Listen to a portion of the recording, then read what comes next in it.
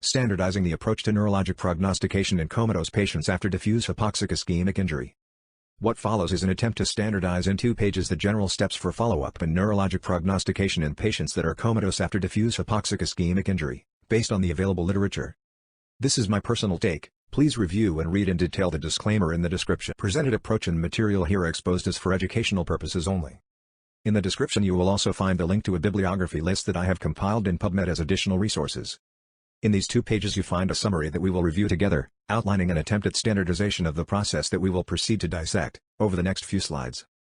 First, on the metaphor of the level of consciousness as a spectral speedometer dial, which extends from hyperconscious state on the right side, decelerating through normal, minimally conscious, vegetative, coma and all the way to brain dead, on left side.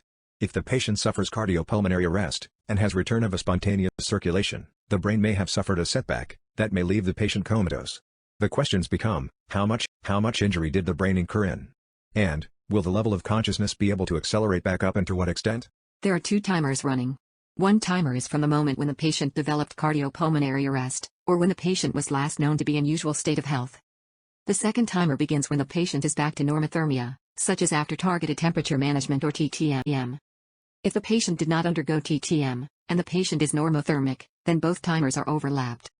The patient should be examined daily and communication with the family and the primary team should also be done daily. Below is an outline of what the minimum neurologic examination should include. In the initial period, the patient should ideally have a head CT scan, the initiation of spectral index monitoring, and a spot EEG.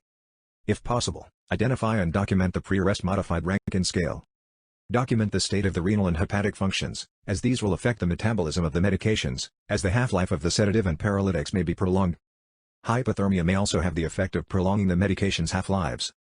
At this point a conversation the prior expressed wishes of the patient should he or she be neurologically disabled should be carried on. At this junction we are not looking for the definite answer, but we're looking to initiate the conversation. The family and the medical team form a close partnership to use the medications and technologies to preserve, to respect, and to abide by the patient's wishes, within the ethical framework. The family and the medical team are the team that diligently works together. On days 2 and 3, obtain another spot EEG, get another brain imaging study for comparison and documentation, ideally an MRI. Generally an MRI without contrast will suffice. If an MRI cannot be obtained, then a CT scan will probably do. At or after 72 hours, with the observation information and with the data collected, a neurologic prognostication may be made, or the decision to continue observation. The decision to continue observation can be made on a day-by-day basis. In some patients, the clinical condition, and/or the neurologic injury is so severe, that it may not be possible or necessary to observe for 72 hours. In general, and if possible, use short-acting sedatives and paralytics. Patients in deep coma may not need any sedatives. Aim to obtain a RASS of 0. If the patient develops clinical status myoclonus, then control it with medications that could include propofol or levetiracetam, or other AED of choice. It is prudent to obtain a spot EEG after the clinical myoclonus has decreased or subsided to assure subclinical seizures have also been controlled. Generally, continuous EEG monitoring may not provide any further clinically actionable information. But of course, clinical judgment on a case-by-case basis is important. To be able to proceed with the neurologic examination, some prerequisites should occur. These overlap with those for brain death. They include no sedation or paralysis effect, consider the use of train of 4, be careful with high if you're going to perform oculocephalic testing, normal temperature, systolic blood pressure greater than 90, normal glucose, normal oxygen, normal carbon dioxide, and no extreme fluid or metabolic imbalances. Once the patient has been off sedatives and paralytics for enough time for the medications to wear off, using clinical judgment, then proceeded to a neurologic examination that should include the presence or absence and the distribution of myoclonus, pupillary reflexes, pupillary morphology, pupillary symmetry, corneal reflexes, spontaneous blinking, blinking to glabellar taps, blinking to bright lights on the eyes, and blinking to loud noises.